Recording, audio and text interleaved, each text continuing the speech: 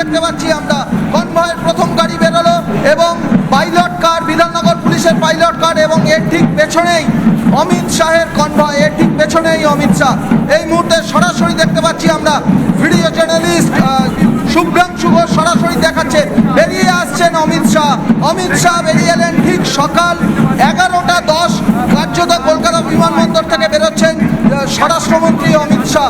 সঙ্গে বঙ্গ বিজেপির নেতৃত্বরা রয়েছেন, শুভেন্দু অধিকারী রয়েছেন, সুকান্ত মজুমদার রয়েছেন এবং নবনির্বাচিত একাধিক বিধায়ক রয়েছেন গাড়ির বাইরে। এই কনভয়ের সঙ্গে আমরা দেখছি সুনীল বনসাল সহ একাধিক নেতৃত্ব। এই মুহূর্তে সরাসরি অমিত শাহ, সরাসরি কেন্দ্রীয় স্বরাষ্ট্রমন্ত্রী অমিত শাহ, তার গাড়ির মধ্যে শুভেন্দু অধিকারী রয়েছেন এবং অন্যান্য বিজেপি নেতৃত্ব রয়েছেন।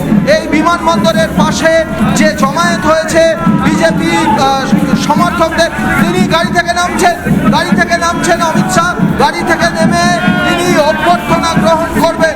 অমিত শাহ প্রত্যেককে হাত নেড়ে তিনি অমিত শাহ কার্যত হাত নেড়ে তিনি অভিবাদন গ্রহণ করছেন। এই মুহূর্তে সরাসরি দেখতে পাচ্ছি আমরা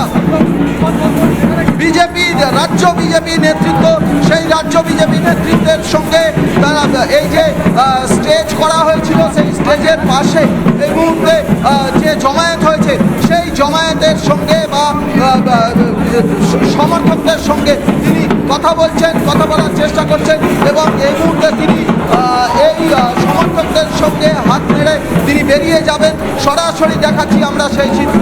অমিত শাহ এই মুহূর্তে কলকাতা বিমানবন্দরে রয়েছেন।